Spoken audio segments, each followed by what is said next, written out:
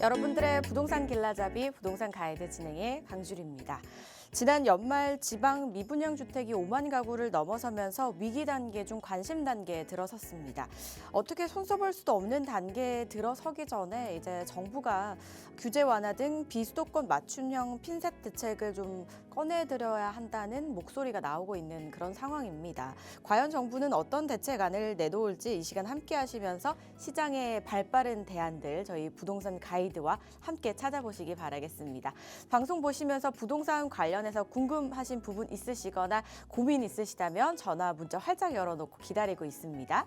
02-2638-3963번, 서울 전화 02-2638-3963번으로 전화 주시거나 또는 건당 100원의 유료 문자입니다. 샵 3989번으로 궁금하신 내용 적어서 지금 바로 보내주시기 바랄게요.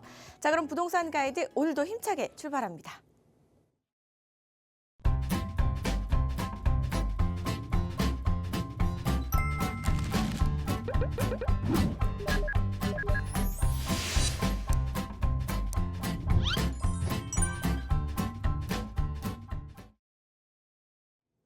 부동산 가이드 매주 금요일을 아주 우아하게 또 밝혀주시는 분이죠. 위버라인의 우암 이사와 함께합니다. 어서 오세요, 이사님. 네, 안녕하세요. 위버라인 우암입니다. 네, 토지거래 허가 구역으로 묶여있던 이 잠실과 강남 일대, 그 국제그룹 복합지구 조성지 인근에 있는 그런 아파트들이 대거 이 토지거래 허가 구역으로 묶여있던 곳이 이제 풀렸습니다. 과거에 이제 305곳 정도가 이제 묶여있던 것이 290개가 넘는 곳이 이제 즉시 해제가 되고 있고요. 그리고 아직도 좀 묶여있는 곳이 있는데 재건축을 집중적으로 하고 있는 그런 아파트들 그 14곳만 지정이 되어 있는 상태입니다. 거래량이 이제 워낙에 늘어나지 않고 거래 경색이 좀 있기 때문에 지금 이러한 것으로 정부에서 이제 부양책을 좀 쓰는 것으로 보여질 수 있겠고요. 여러분 이럴 때일수록 내가 투자를 어느 지역에 해야 될지 꼼꼼히 따져보셔야 될 것 같습니다. 그래서 그러한 부분들 내가 집을 사야 된다, 매도해야 된다, 궁금증 있으신 분들은 전화 주시면 함께 고민 나눠볼 수 있겠습니다. 네, 토지거래 허가 구역이 이제 일부가 해제되면서 많은 분들의 관심이 또 쏠릴 것으로 예상이 되고 있습니다. 그렇기 때문에 발빠르게 또 대책 마련 고민이신 분들 많으실 거예요. 이런 부분에 있어서 혼자 고민하시다가 막히는 부분 있으시다면 전문가와 함께 이야기 나눠보시기 바라겠습니다. 어떤 자리인지 이사님께 바로 설명을 들어보도록 할게요. 어떤 자리인지 소개해 주시죠. 네, 지금 뭐 재개발에 워낙에 이제 집중이 되어 있는 상태입니다. 이 재개발이 이제 과거에 한동안 이제 묶였던 부분이 이제 축적이 되면서 22년도부터 이제 대대적으로 지금 진행이 되고 있습니다. 그래서 서울에 이제 곳곳에 재개발 진행지들이 상당히 많은데요. 내가 갖고 있는 금액 대비해서 어느 지역을 투자하면 가장 효율적으로 할 수 있는지 그런 부분에 대해서 1:1 대면 상담 진행하고 있습니다. 그리고 또 방송에서는 꼼꼼하게 볼 수 없기 때문에 구체적으로 또 얘기를 나누면서 또 어떻게 하면은 세금과 같은 그런 절세 방법도 규제에 따라서 어떻게 우리가 활용할 수 있는지도 꼼꼼하게 따져볼 수 있는 시간입니다. 그래서 1:1 대면 상담이니까요. 여러분들 많은 참여 주셔서 만나 뵙고 상담하기를 희망하겠습니다. 단순히 집을 매수하는 게 아니라 그 외에 알아볼 것들이 정말 많고 고민해야 될 부분들이 많다 보니까 이런 부분들은 이런 자리 또 한번 활용해 보시기 바랄게요. 문의사항은 02-2638-3963번과 샵 3989번 많이 연락 주시기 바라겠습니다. 저희는 지금부터 또 시청자분들의 궁금증 한번 해결해 보도록 하겠습니다. 이사님과 인사 나누는 동안 많은 분들께서 전화를 주고 계신데요. 첫 번째 전화부터 바로 연결해 볼게요. 여보세요? 네, 여보세요. 네, 안녕하세요. 네, 안녕하세요. 네, 어떤 고민 있으셔서 전화 주셨을까요? 네, 저 녹본 근린공원 인근에 네. 그 도심 공공주택 복합지구로 이렇게 이제 예정지구로 선정된 곳이 있어서 네.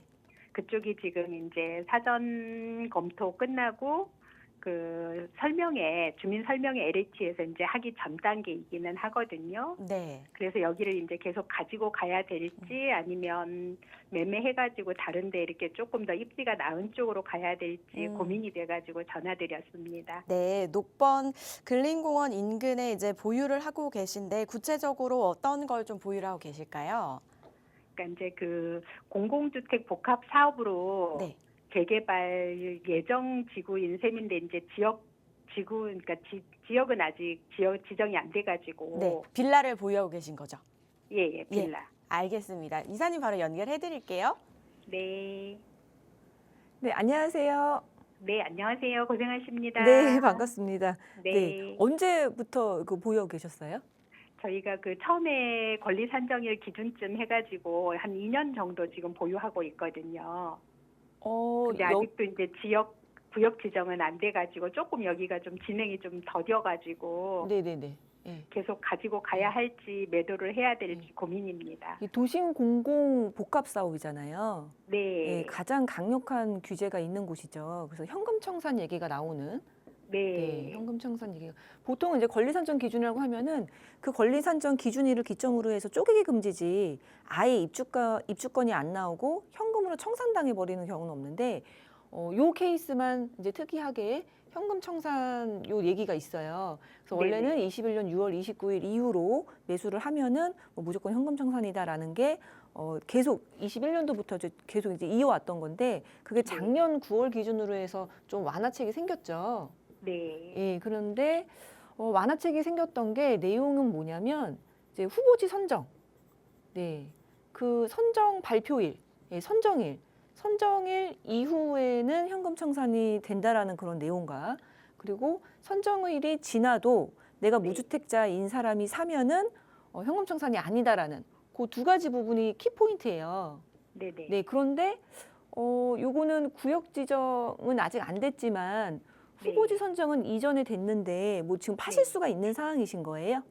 그 법이 지금 시행 효력은 안 됐는데 한 번은 1회 허용으로 해가지고 이제 무주택한테 이제 매매를 하면 입주권이 나오는 걸로 이제 법안 통과는 됐는데 6개월 지나야지 효력이 발휘가 된다 그래가지고 아직은 이제 조금 있어야 돼요. 네, 알겠습니다. 네. 저는 그렇다면은 팔고 좋은 쪽으로 가셔도 좋지 않을까 그런 생각이 드는데 우리 이제 공공재개발에 대해서 좀 이해도가 있어야 될 필요가 있는데 공공재개발 같은 경우에는 민간이 할 수 없는 낙후가 돼 있지만 사업성이 좀 나오지 않거나 아니면 거기에 있는 조합원들의 능력치가 이제 많지 않다라고 생각하면 공공이 개입해서 빨리 해버리는 그런 개념인 거거든요.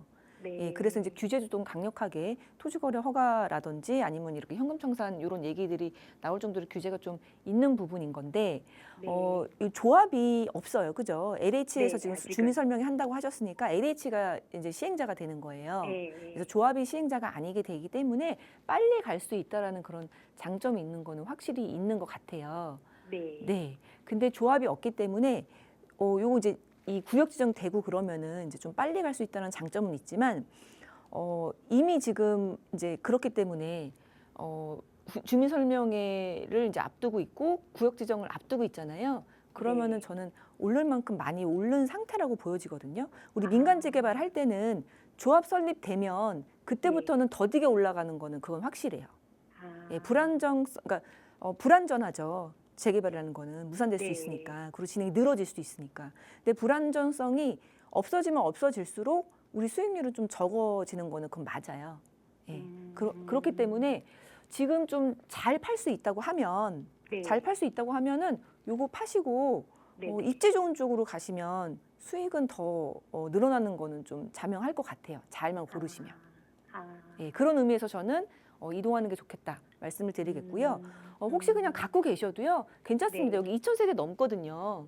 예, 2,000세대 넘고 우리 비교해 볼 만한 게 아파트가 됐을 때 얼마만큼 오를까, 얼마나 좋은 아파트가 될까 비교해 볼 만한 거는 지금 현재 좀 리딩하는 아파트들을 좀 살펴보면 돼요. 그래서 볼 수 있는 게 뭐 여기 힐스테이트도 있고 이편한 세상 요것도 있을 텐데 얘랑 좀 비교를 해보자면 얘가 지금 30평대가 그래도 한 13억에서 15억 정도는 갈 거예요. 호가가. 예. 그러니까 요 정도 수준으로 우리 아파트도 변모할 수 있다. 이렇게 생각하시면 돼요. 그리고 역세권은 아니잖아요. 여기보다는. 예. 그런 역세권의 단점 그리고 얘보다는 새 거라는 장점 그래서 좀 비슷하게 가지 않을까 싶어요. 네, 그래서 서울에서 그냥 부동산의 흐름은 같이 가는 거거든요. 오를 때는 다 같이 오르고 떨어질 때는 또 조정을 받고 한데 입지가 좋으면 좋을수록 늦게 조정을 받고 회복할 때도 빨리 회복을 하고 그리고 덩치가 크다 보니까 오를 때 절대적인 양은 커요. 네, 그러니까 내가 돈을 벌려고 한다면 시세 차익을 좀 많이 내고 싶다 한다면 입지 네. 좋은 쪽으로 가는 게 맞긴 맞아요. 네, 하지만 그래도 얘는 장점이 뭐냐면 빨리 아파트가 될 수 있는 가능성이 굉장히 많다라는 거예요. 네네. 네, 그리고 지지부진한 거 맞아요. 지지부진했죠. 하지만 네. 재개발은 원래 지지부진하거든요. 아. 네, 근데 그 중에 그래도 빨리 될 수 있는 그런 장점이 있고, 그리고 어차피 네. 이 현감청산이라는 거를 21년도로 이렇게 앞으로 당겨놔서 이렇게 묶어놓는다는 것 자체가 말이 안 되는 거잖아요. 예. 네, 그래서 이런 부분은 당연히 바뀌어야 돼요. 네, 당연히 바뀌어야 되고 앞으로 더 바뀔 것이다라고 생각을 하시면 돼요. 그리고 이것도 한번 생각을 해보세요. 재개발하고 재건축 같은 경우에는 특히나 재개발은 약간 네. 공공의 개념이 있는 거거든요. 특히나 이건 공공 재개발이긴 한데 네네. 어찌됐든 간에 재개발은 서울 같은 경우에는 서울시장의 허가권자라고 보시면 되거든요. 아. 예, 그러면은 내가 서울시의 장이야. 근데 이 도시를 어떻게 이렇게 예쁘게 뭐 이렇게 하고 싶은 그런 전체적인 그런 안목이 있을 거잖아요. 예. 거기서 그럴듯하게 조금 더 이렇게 크게 좋게 만들고 싶은 그런 입장이 있을 거예요. 그런데 이렇게 막 지정을 해버리면 투기 우려가 이제 워낙에 있기 때문에 한번 네. 이렇게 강력하게 해놓고 너무 불합리한 거는 풀어줄 수밖에 없는 구조예요. 아. 네, 어쩔 수가 없어요. 이거 말도 안 되는 거야. 어떻게 이럴 수가 있지? 그렇게 사람들은 네. 생각하지만 이렇게밖에 할 수 없는 상황이었을 거예요. 그때도. 예. 예, 워낙에 이제 투기 수요가 많아질 수 있고, 그리고 21년도는 아시다시피 진짜 완전 극상승기였거든요. 주택 시장이. 그러니까 당연히 이렇게 강력하게 말도 안 되는 걸로 묶어놓는 네. 것도 어쩔 수 없는 그런 상황인 거고, 또 이거를 풀어줘야 되는 것도, 왜냐하면은 개인 사유 뭐 재산권이 있잖아요. 예. 풀어줘야 되는 것도 어쩔 수 없는 거기 때문에 지금 선정일 이후, 그리고 뭐 선정일 이후여도 1주택의 다주택자가 아닌 1주택자 아니 무주택자 같은 경우에는 상관이 현금청산 안 한다. 뭐 요거 말고도 더 좋은 방향으로 해제가 될 건 맞아요. 그래서 2000세대 아파트를 내가 그래도 비교적 빨리 아파트를 갖고 싶다 그러시면 그냥 가시는 네. 거고요. 아니면 네. 내가 정말 순수하게 투자자로서 네. 내가 더 큰 수익을 올리는 게 좋지 않을까 그렇게 생각하신다면은 저는 한번 처분하시고 중심지 쪽으로 오셔서 네. 대신 요거보다는 단계가 더 초기 단계로 가야 되겠죠. 그리고 초기일수록 가격의 오름세는 더 많아요. 네. 불안전하기 때문에. 네. 그렇게 생각하시면 좋을 것 같아요. 혹시 아, 요거 네. 정리하시면은 어느 네. 정도 남으실 것 같으세요? 손에 쥐어지는 돈이? 2억 정도 2억 정도? 자금이. 2억 정도? 네. 네. 그러시면은 여기보다 조금 더 안쪽으로 도심 네. 쪽으로 오시는 것도 괜찮을 것 같은데, 물론 그때는 이거는 꼭 생각하셔야 돼요. 재개발이 어느 정도 구축이 되지 않은, 확실하지 않은 굉장히 네. 초기로 가야 된다. 네. 요거는 생각하셔야 될 것 같아요. 아. 네. 아. 네, 정리가 됐을까요? 네, 감사합니다. LH가 시행을 해서 속도는 괜찮겠지만 조합 설립이 되면은 이제 시세 올라가는 속도가 조금 더디지 않을까라는 말씀을 전해주시면서 계속해서 보유하는 것도 너무 좋지만 투자에 조금 더 초점을 맞추고 싶으시다면 매도를 하시고 이동을 고려해 보시는 것도 괜찮겠다라는 말씀을 주셨거든요. 이 부분 참고하셔서 좋은 판단 내려보시고 혹시나 뭐 이동이 결정이 된다거나 또는 또 다른 추가적으로 상담을 원하신다면 저에게 다시 한번 또 연락 주시기 바라겠습니다. 상담 내용 도움되셨길 바랄게요. 전화 주셔서 고맙습니다. 계속해서 다음 전화도 바로 연결해 봅니다. 여보세요? 네, 안녕하세요. 네, 안녕하세요. 네네. 네, 어떤 고민이 좀 있으실까요? 제가 요즘에 뭐 6년 단기 임대 뭐 이런 게 나왔다고 하는데요. 네. 6년이 지나서 내가 만약에 이제 빌라 단기 임대를 6년을 받았을 경우에 이게 재개발이 이제 확정이 될 경우에 그 후회가 굉장히 궁금하거든요. 네. 임대 사업자면은 임대 사업자로 그대로 유지하고 있으면 뭐 기존 주택 비과세가 되는 건지 아니면 이게 자동 뭐 말소나 뭐 해지 같은 게 되는 건지 6년이 끝나서 이제 재개발돼서 주택이 만약에 없어질 경우에는 어떻게 되는 건지 그게 굉장히 궁금하거든요. 예. 그러니까 네. 임대 사업자가 끝났는데 재개발이 지정이 됐을 때 이게 자동으로 말소가 되는 건지 아니면 그 네네. 이후에 어떻게 조치를 취해야 되는지가 궁금하신 걸까요? 네네, 맞아요. 그때 네. 이제 만약에 이제 재개발이 되면은 예. 기존에 지금 뭐 주택이 있을 때 비과세, 아니, 뭐 이게 뭐 양도소득세 뭐 혜택을 받는 건지, 네. 아파트가 됐을 때 기존에 제가 갖고 있는 집이 양도소득세라는 이런 부분에 기존에 이제 임대사업자로 있을 때 혜택이 그대로 가는 건지 그게 궁금하거든요. 아, 네네. 재개발이 또 완료가 됐을 때 그게 아파트가 됐을 경우에 이제 파시게 되거나 이러면 양도소득세라든지 이런 임대사업자의 혜택을 그대로 가져가는지가 궁금하시다는 거죠? 네네네네. 네네. 그 이후에, 그러니까 6년 이후에가 제가 어떻게 처리를 해야 되는 건지가 굉장히 궁금해요. 계속 갖고 있는 건지, 뭐 아니면 이게 뭐 취소를 하는 건지, 자동으로 되는 건지, 뭐 그런 게 네네. 굉장히 궁금하거든요. 예. 예. 혹시 보유하고 계신 곳이 어디실까요? 저희는 이문동이에요. 이문동이요? 희경동. 예, 희경동. 휘경동이요? 네, 네네. 휘경동에 지금 빌라를 보유하고 계신 거죠? 임대사업자로 계시는데 재개발 지정 시 어떻게 될지 이사님과 한번 이야기 나눠보시기 바라겠습니다. 예, 저기 지금 제가 지금 안녕하세요. 빌라는 예. 네네. 네, 안녕하세요. 반갑습니다. 네네. 네네네. 그러니까 휘문동에, 그러니까 휘경동이라 그러셨어요. 아니, 희경동이 아니고요. 면목동에 빌라가 있어요. 네, 빌라 있는 거는요. 네, 면목동에 빌라를 갖고 있는데 얘를 6년 단기 임대 등록 주택이 이제 올해 6월부터 등록할 수 있거든요. 네, 그래서 네네. 이거 하게 되면 그 이후에는 어떻게 되는지 만약에 재개발이 되거나 뭐 그 네. 이후에는 우리 제가 어떻게 해야 단기 되는 건지. 임대 주택 사업자 냈을 때 혜택이 뭐가 있을까요? 이거 뭐 저기 뭐 취득세라든가 양도세 맞아요. 부분에 혜택이 있는 것 같아요. 예, 양도세 있고 종부세 있고 예. 그리고 그 제일 큰 거는 거주주택의 비과세. 네네네. 예, 여기서 궁금한 건 거주주택의 비과세이신 거죠? 네네. 이게 어떻게 되는 예, 건지. 이게 제일 만약에 중요해요. 이제- 다른 거는 사실 뭐 그렇게 크지가 않아서 취득세는 네네. 당연히 이제 취득할 때 내니까 이거를 뭐 나중에 뭐 이게 직권 말소가 되건 말건 이제 끝나는 거고. 네. 네. 그리고 양도세, 종부세도 임대 등록이 돼 있는 상태는 되겠죠. 그런데 그 이후에는 종부세는 당연히 안 되는 거고요. 네. 예, 양도세도 당연히 안 되겠죠. 아파트가 되면은. 예, 이제 안 되는 건데 아. 중요한 건 요거예요. 요거. 예, 요게 제일 중요하거든요. 이게 지금 세금이 제일 큰 거잖아요.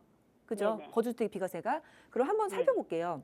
지금 네. 단기 임대 주택이 특별히 이렇다 네. 저렇다 자동말소, 자진말소, 직권말소에 대해서 나오지는 않았거든요. 그런데 네네. 똑같이 갈 거예요. 장기랑. 예, 장기 임대 사업자랑 이제 똑같다고 생각을 한다면 우리가 말소되는 게 이게 폐지된 유형 있죠? 아파트의 주택 임대 사업자라든지 아니면은 옛날에 4년짜리 단기 임대 사업자 같은 폐지 유형이잖아요. 네. 예, 폐지 유형은 임대 그 기간을 다 이제 충족하면 의무 기간을 충족하면 자동으로 말소가 돼요. 네. 예, 그리고 2분의 1 이상 내가 임대를 하고 있다고 하면은 내가 이 폐지 유형에 대해서는 내가 스스로 말소도 할 수 있어요. 그죠? 네. 예, 근데 시청자님 같은 경우에는 직권 말소로 가요. 예, 왜냐하면 빌라가 있어서 하면. 예, 빌라가 있었고 임대사업자 등록을 했는데 얘가 이제 부셔지잖아요. 네네네. 예, 이제 이주하고 이제 부실 거잖아요. 물건이 없잖아요. 그럼 네네. 직권 말소가 되는 거예요. 네. 네. 보통 우리가 의무 기간을 지키지 않고 내가 그냥 말소하고 팔아버리면은 벌금도 내야 되고 뭐 취득세 같은 거 혜택 받았다 그러면 취득세도 이제 환급 토해내야 되고 뭐 이런 부분이 있는데 그런 건 없어요. 직권 말소. 예, 그게 어쩔 수 없는 거잖아요. 그래서 말소가 되는데 여기서 중요한 거는 거주주택의 비과세는 직권 말소 되기 전에 파셔야 된다는 거예요. 예, 말소 만약에 전에. 이거 재개발에 대해서 아파트를 받았다 하면은 직권 말소 전에 팔지 않으면 비과세를 못 받는다는 얘기네요. 네, 지금으로서는 지금으로서는 그렇고요. 예전에는 아파트가 폐지 유형이 아닐 때가 있었거든요. 예, 그때는 빌라 요거 이제 부셔지면은 직권 말소가 됐다가 아파트가 다시 되면 다시 그걸 이어서 주택임대사업자 등록을 했어요. 예, 그래서 거주주택의 비과세도 다 있고 뭐 그랬는데 지금은 폐지 유형이라서 없고요. 근데 지금 뭐 요거 등록하셔서 사시려고 하는 거잖아요. 그럼 정말 네네. 나중에 뭐 6년 뒤, 7년 뒤에 아파트가 임대사업자 등록이 가능해졌다. 그러면은 그때는 가능하겠죠. 근데 지금으로서는 그때는 지금으로서는 아파트가 그런 방법이 없으니까 직권 말소가 일단은 되고 그리고 그 직권 말소 되기 전에 5년 안에는 내 아파트를 팔아야지만 그 양도세가 이제 중과가 안 된다는 얘기네요. 아니요, 5년이 아니고요. 자동 말소, 자진 말소는요. 말소하고 5년 안에 팔면 돼요. 말소하고 나서 5년 안에 팔면 되는데 직권 말소는 말소되기 전에 파셔야 돼요. 그럼 이게 재개발이 되면은 이거는 직권 말소가 된다는 말씀이신 거예요? 네. 그러니까 우리는 직권 말소가 되는 거고 그건 5년 상관없는 거예요. 예. 아, 그건 상관없고 직권 말소가 되기 전에 팔아야 된다. 예, 직권 말소가 되기 전에 팔아야 되는데 지금 무슨 단계예요? 재개발된 지금 뭐 아직 그냥 구역 지정 단계예요. 그래서 이거를 지금 해야 되나 말아야 되나, 임대사업자를 내야 되나. 만약에 아파트가 돼서 아무 혜택이 없으면 굳이 낼 필요가 없지 않을까 생각을 해서. 아, 네. 그래도 6년 동안 이제 혜택을 받을 수가 있고 뭐 거주주택의 비과세는 받을 수, 그러니까 아파트 되기 전에 파신다고 하면은 내시는 것도 괜찮죠? 아, 이게 직권 말소되는 건 언제쯤에 되는 건가요? 이게 아파트가 한참 남은 거예요. 그래서 부서지나? 제가 이제 그 시기를 물어본 게요. 지금 구역 지정 네. 된다고 하면 정말 한참 남았다고 보면 돼요. 그러니까 부실 때 생각하시면 돼요. 관리 처분 되고 나서. 아, 관리 네. 처분되고 나서 부실 때 네. 부시고 나면 직권 말소가 자동으로 될 집이 텐데 없어지잖아요. 그 이전에는 무조건 팔아야 된다는 얘기죠. 네, 그 이전에 팔아야 되니까 시간 엄청 많이 남았다고 생각하시면 돼요. 네. 그냥 그런데 갖고 만약에 내가 그 기존 주택을 오래 장기로 보유하고 싶다 하면은 네. 직권 말소 전에 팔지 않으면 그 혜택이 없기 때문에 굳이 임대사업자를 그것 때문에 낸다 하면 낼 필요는 없다는 얘기네요. 네, 맞아요. 네. 아, 그것 때문이라면 굳이 낼 필요는 없지만 6년이 생각보다 짧아요. 그렇죠. 그러니까 네. 6년이 짧은데 짧게 지나가고 나서 이게 아직도 시행이 안 된다 하면 네. 나중에는 이거 기본 주택 양도세를 혜택을 못 받을 것 같은 확률이 더 많을 것 같은데요. 아니 근데 아파트가 될 때까지는 너무 멀고 아파트가 된다고 해도 어차피 못 받는 거는 매한가지예요. 아파트가 되면 2주택이잖아요. 그러니까 그럼 거주주택의 그 비과세가 없어지는 거지. 임대 등록이 안 돼 있으니까. 1세대, 그 1주택도 안에 아니고. 이제 혜택을 그 네. 안에 혜택을 받을 수 있는 거는 받고 그 직권 말소가 되면 다 끝난다 이 말씀이네요. 네, 그러니까 이제 그 멸실되기 전에 파시던가 아니면 멸실되기 전에 그 집을 파시던가. 그 집을 네, 팔든가. 그 빌라를 파시던가. 꼭 내가 비과세를 받아야 된다. 내 집이 너무 많이 올랐다. 그럼 내고 이사를 가야 된다. 그러면은 내놓는 게 낫겠죠, 아무래도. 아, 네, 안 내놓으면은 진짜 내 집 많이 올랐는데 이사 못 가잖아요. 네, 이 빌라를 먼저 팔아야 되는 상황이 발생하잖아요. 근데 이 빌라도 좀 갖고 있고 싶잖아요. 네, 끝까지 갖고 있고 싶을 수도 있고 이게 아파트가 되기를 바랄 수도 있고. 그러니까 기왕에 내가 이사 계획이 있으면 내놓으시는 게 낫겠죠. 6년이고 짧으니까. 기존 주택을 내놓는 게 낫다는 얘기죠. 아니요, 임대사업자를 내놓는 게 나으시겠죠. 이미 내놓으시면. 임대사업자를 내는 게 이게 자금을 취득하는 게 낫다는 말씀인 거죠. 네, 거주주택에 어차피 파실 의도가 있으시다면은 언제 팔지는 모르겠지만 지금 확실하진 않지만 근데 미리 내놓으시는 게 낫잖아요. 이때 이거 안 내놓으시면 거주주택 비과세는 이제 없는 거예요. 네. 이렇게 정리해 드릴게요. 네네, 알겠습니다. 네. 네, 감사합니다. 네. 예, 뭐 다른 혜택들은 아파트가 되면은 실효성이 없어지는데 재개발이 되면 이제 또 직권 말소가 바로 된다고 합니다. 그렇기 때문에 거주주택 비과세를 원하신다면 직권 말소 전에 매도를 하셔야 된다는 점 참고를 해 보시면 좋겠습니다. 참 복잡하시죠? 그래서 추가적으로 더 궁금하신 사항이 있으시다면요. 02-2638-3963번과 샵 3989번으로 전화 주셔서 또 이야기 한번 나눠보시기 바라겠습니다. 전화 주셔서 고맙습니다. 자, 저희는 또 다른 이야기 한번 나눠보도록 하겠습니다. 재개발 관련해서 상담 문의도 굉장히 많이 주고 계시고 또 세미나도 많이 진행을 하고 있는데 서울의 재개발이 워낙 좀 핫하잖아요. 그런데 많은 분들이 관심은 있지만 진행이 참 잘 될지 이 부분은 의문이고 고민일 것 같거든요. 진행이 되다가도 좌초가 될 수도 있고 이런 불안함이 있으실 것 같아요. 그래서 지역별로 또는 지역 안에서도 다 다르게 진행이 될 텐데 오늘 그중에서 이제 마포역 일대 역세권 개발에 대해서 또 이야기를 들려주신다고 합니다. 어떤 내용인지 바로 들어볼게요. 네, 서울의 재개발 정말 핫합니다. 지금 재개발이 진행되는 곳들이 너무 이제 많이 진행이 되고 있고 특히나 역세권 재개발이라고 해서 재개발이 되면 정말 좋을 법한 그런 지역에서 굉장히 높은 용적률을 받으면서 핫하게 되는 곳들이 있습니다. 그래서 그 중에서도 좀 핫한 지역 같이 좀 집중 분석해 보는 시간을 갖도록 하겠는데요. 오늘은 마포역 에 있는 마포 역세권 도시 정비형 재개발입니다. 그래서 도화동에 위치해 있는 곳 한번 살펴보도록 하겠습니다. 네, 일단 마포역에서 역세권 재개발이기 때문에 역세권에 있습니다. 그래서 마포역에 상당히 이제 이렇게 아주 인접해서 위치를 해 있습니다. 역세권 재개발 같은 경우에는 여러 가지 재개발 형태들이 있는데 가장 많이 들어본 것이 이제 사업성이 좋다라는 게 큰 특징일 것입니다. 그래서 역세권 재개발이기 때문에 용적률을 굉장히 높게 받을 수 있다라는 거. 근데 역세권도 이 승강장에서 이제 250m냐, 뭐 350m냐, 500m냐 이렇게 1차, 2차로 나눠놨는데요. 지금 현재는 1차가 350, 2차가 500m입니다. 그래서 1차일수록 용적률이 더 높고 최고 용적률이 높고 2차는 최고 용적률이 좀 낮은 것으로 700, 500 이렇게 정해져 있는데요. 이 도화동 도시정비형 재개발 사업지는 지금 한시적으로 이제 완화가 돼 있는 이 350뿐만이 아니라 250m 이 반경 안에 다 들어있기 때문에 굉장히 사업성이 좋은 그런 지역이다. 역세권 재개발 중에서도 사업성이 좋다라고 볼 수 있습니다. 그래서 대략적인 이제 조감도입니다. 뭐 확정적인 건 아니지만 조감도로 보면은 고층에 그리고 한강 바로 옆에 있기 때문에 한강 뷰가 가능한.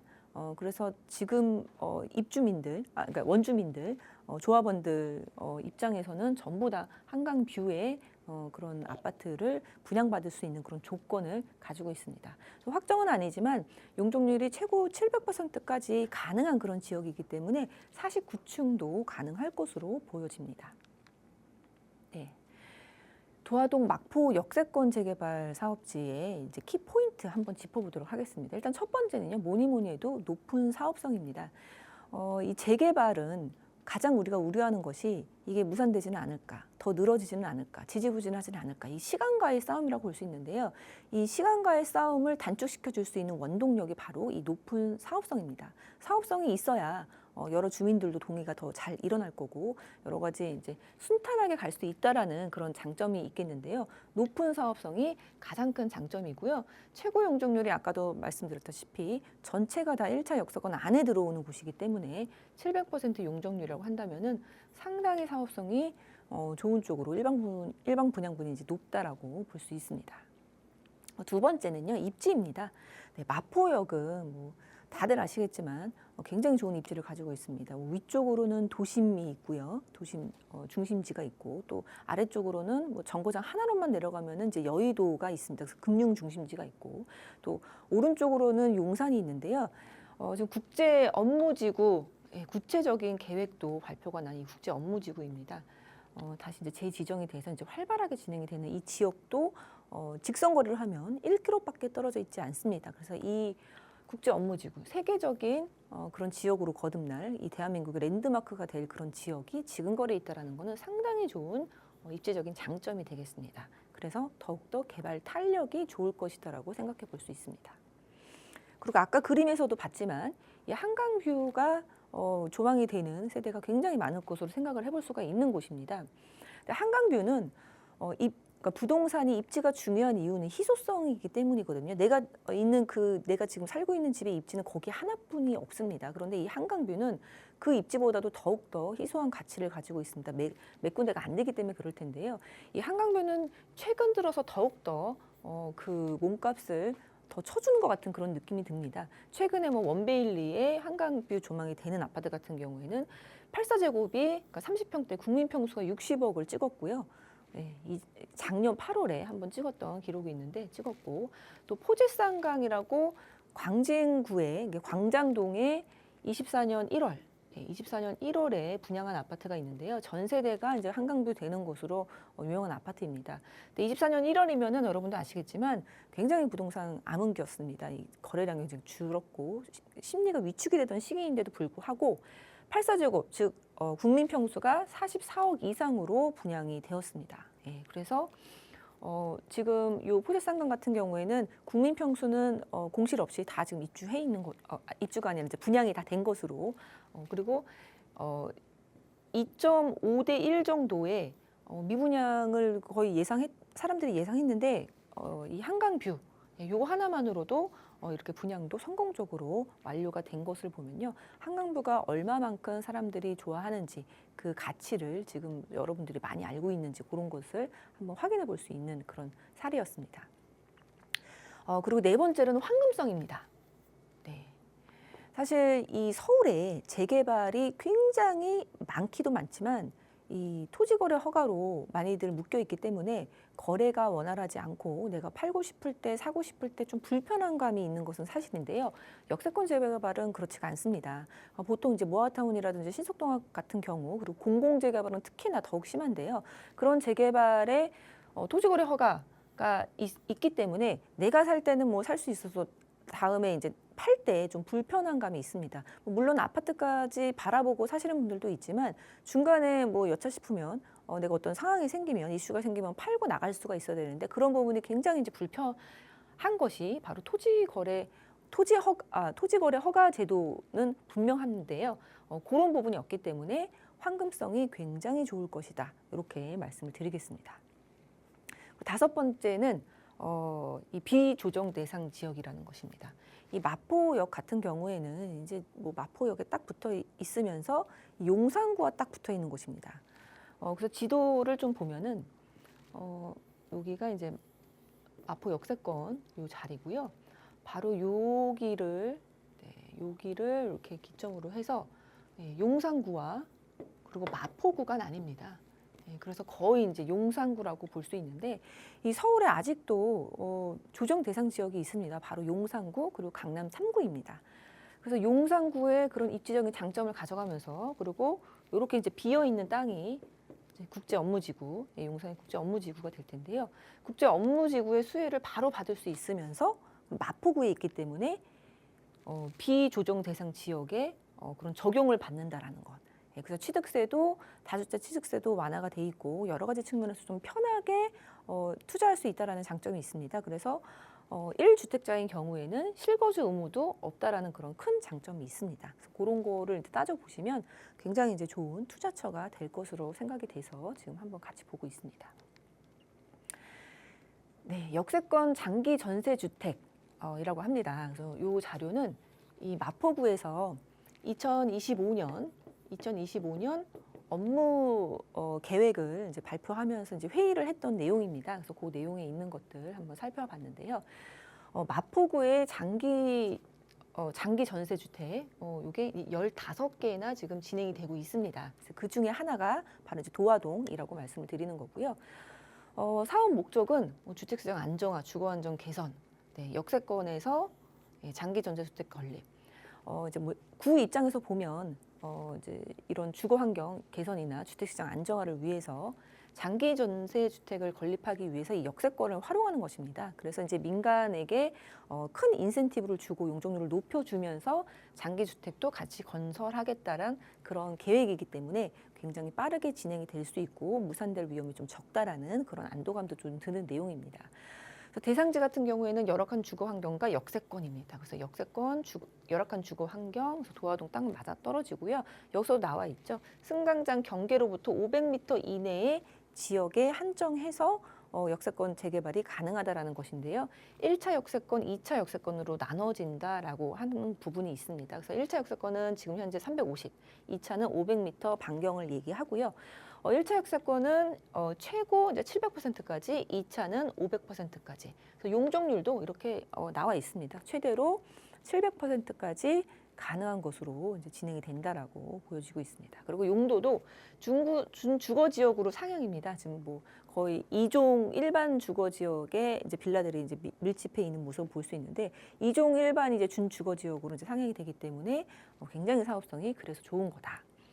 세부 추진 계획 보면은 이제 뭐 빠르게 하겠다라는 그런 방법을 이제 이렇게 내놓은 것으로 볼 수 있습니다. 주민 소통, 소통을 이제 필요할 때 간담회도 하고 적극적으로 해서 기간 축소에 이제 이바지를 하겠다라는 거죠. 그래서 주요 검토사항, 유의사항 이런 것들을 이제 아주 원활하게 소통하면서 좀 빠르게 한다라는 게 주 내용입니다.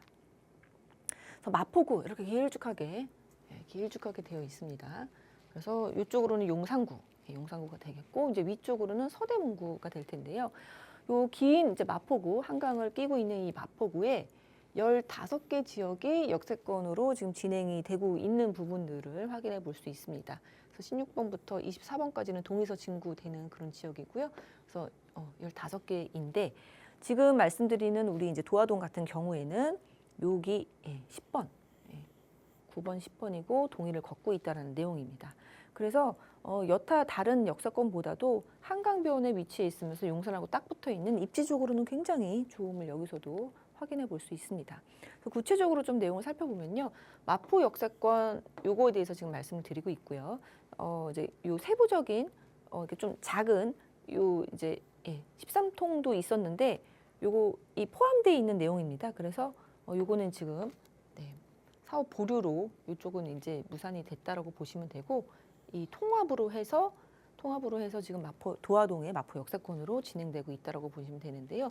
진행 사항들 보면은 뭐 22년 12월에 신청 접수가 됐고 보완 요청 9에서 주민이 하고 또 보완 접수 주민에서 9로 들어갔고 또 보완 요청했고 그래서 활발하게 지금 구와 주민 사이에서 소통을 하면서 진행이 되고 있으면서 행위 제한을 앞두고 있다라고 보시면 되겠습니다. 그래서 타당성 검토 그 결과도 지금 기다리고 있는 그런 상황에서 지금 진행이 되고 있는 마포 역세권 재개발지 말씀드리고 있습니다. 네, 사업 내용을 좀 보면요. 마포 역세권 사업이고요. 도화동 242 일대입니다. 그래서 사업 면적이 대지 면적이 35,000 제곱미터입니다. 35,000 제곱미터여서 1만 평 정도, 만 평 정도라고 보실 수 있고요. 용적률은 최고 700%까지 가능이고요. 12개 동입니다. 그래서 이거는 이제 제가 말씀드리는 게 아니라 구청의 자료에 나와 있습니다. 35,000 제곱에 이제 12개 동으로 진행이 되면서 1,301세대로 진행이 된다라고 보시면 되겠습니다. 2종 일반인데요. 준주거 지역으로 총 상향이 될 그런 지역이고요. 총 이제 세대수가 1,300세대 건립 예정으로 되어 있습니다. 조합원 수가 지금 한 340 정도 예상을 해볼 수가 있는데요.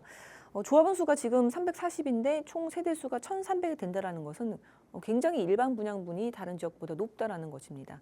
그래서 사업성이 좋을 곳으로 예상이 되는 그런 내용입니다. 그래서 추가 분담금이 낮을 수밖에 없는 구조라는 거, 이렇게 눈에 보이게 이렇게 확연히 우리가 확인을 해볼 수가 있고요. 재개발에서 가장 무서운 것은 이 사업의 방해물들이 될 텐데 사업이 지체되는 이유 중에 가장 큰 게 조합원들의 부담이 너무 크면 동의가 좀 안 되고 뭐 마음이 좀 시들시들해지면 또 그게 무산이 될 수 있는 이유가 되는데요.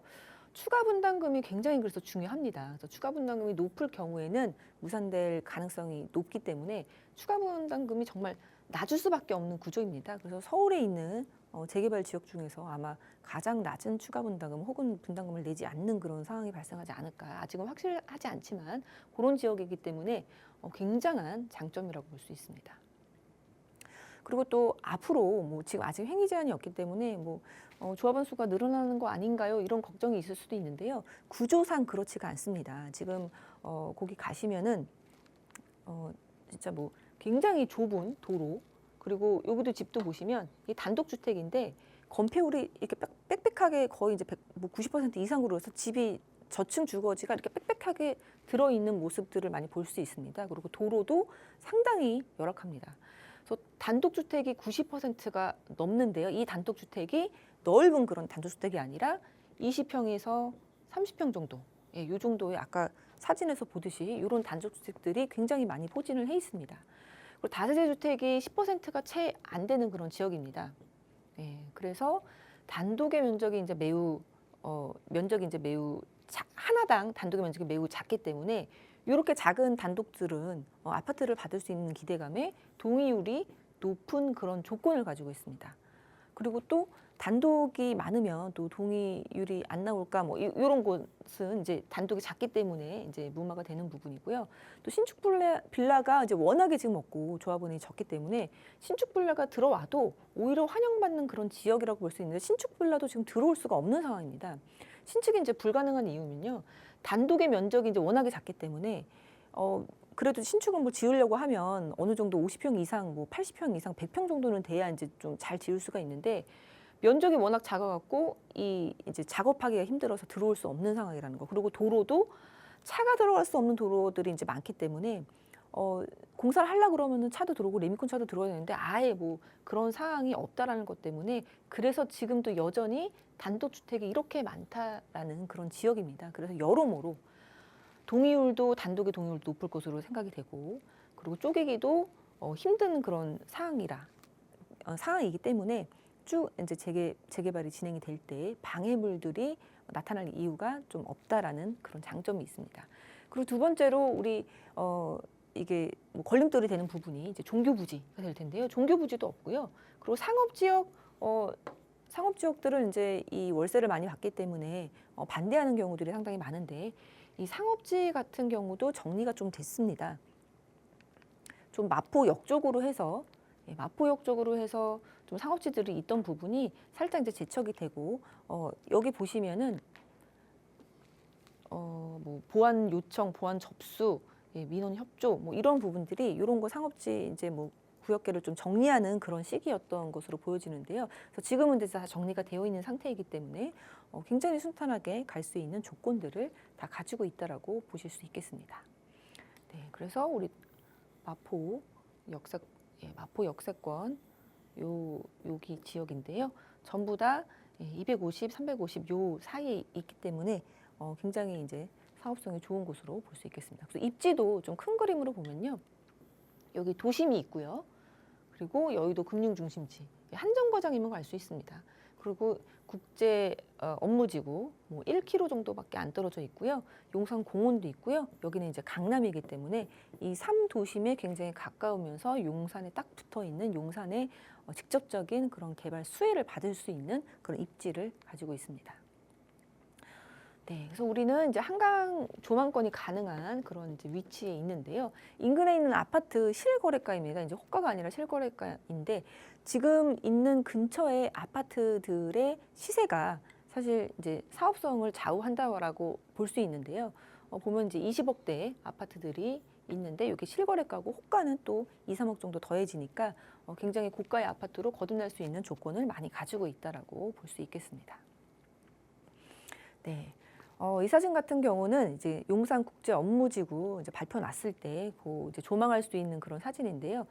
용산국제업무지구와 여기 우리 지금 요 재개발 지하고 이제 나란히 있기 때문에 요 뷰가 비슷할 것으로 보여집니다. 그래서 이제 여의도를 바라볼 수 있는 그런 뷰로 거듭나는 그런 아파트가 생길 것이다. 이렇게 생각해 볼 수 있습니다.